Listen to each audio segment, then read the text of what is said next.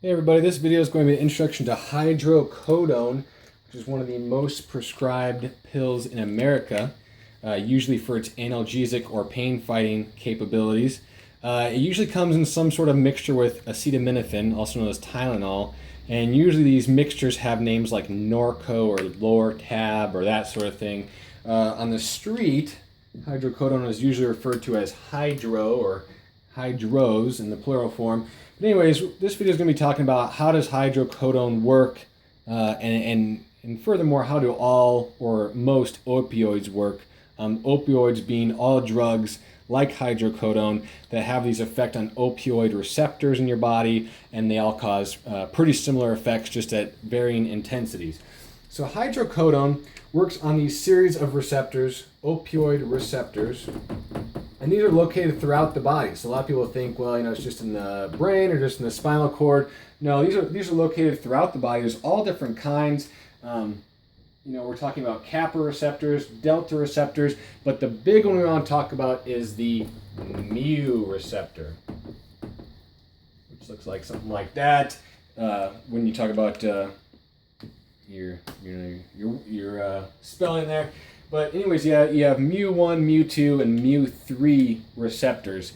And hydrocodone and other opioids, they bind at varying affinities, was what it's called. But basically, they all bind to these receptors at different strengths. So some bind really strongly, some bind not very strongly. But why we care about the mu receptors more so than like the kappa or the delta receptors in this video is because they bind to the mu the strongest, and these are where a lot of the business effects happen that we care about. The people abuse these drugs for, the people use these drugs for medically, that sort of thing, is they bind to these mu receptors.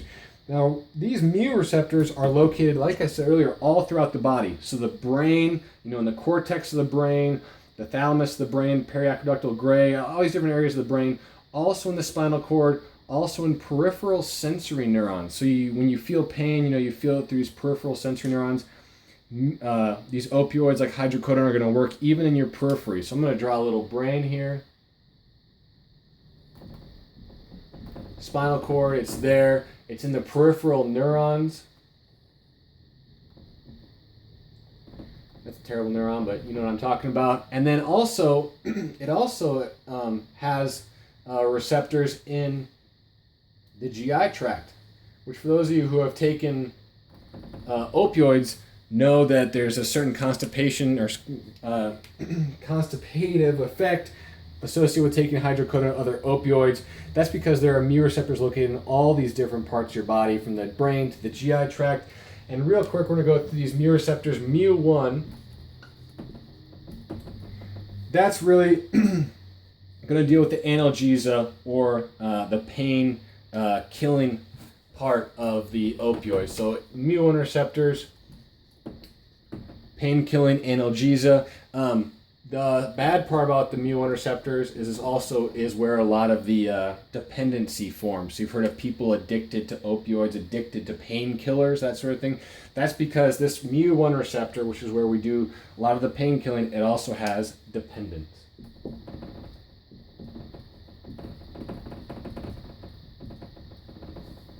Mu2 receptors, something I haven't talked about yet, but there's also opioid receptors in certain parts of the brain that control our respiratory system. So like the medulla, right? Or the medulla, depending on how you pronounce it. The medulla controls our involuntary breathing. And if we activate these receptors with an opioid, well, we're going to actually decrease our respirations. And so this is where you hear about people being on long-term opioids or being on opioids, and then they have respiratory depression, not breathing as well. The carbon dioxide increases, that sort of thing.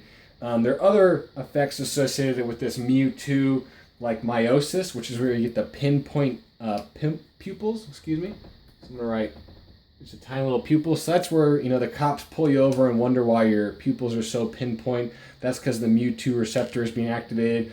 You get a little bit of euphoria when you take hydrocodone. That's with the mu2 receptor. And a little bit of constipation. The mu3, we're not exactly sure. If you asked a pharmacist, I'm sure they'd tell you they know exactly what it is. But mu3 receptor, there might be something to do with vasodilation, might be something to do with a little bit of analgesia, that sort of thing. But we're not exactly sure what the mu3 does. But the ones to know are this mu1 is the opioid receptor. So when you take hydrocodone or another opioid, goes in your body, attaches to this guy very strongly, and cuts out your pain, and makes you liable to form an addiction to it. And it also hits these mu2, which makes you breathe less and have the pinpoint pupils.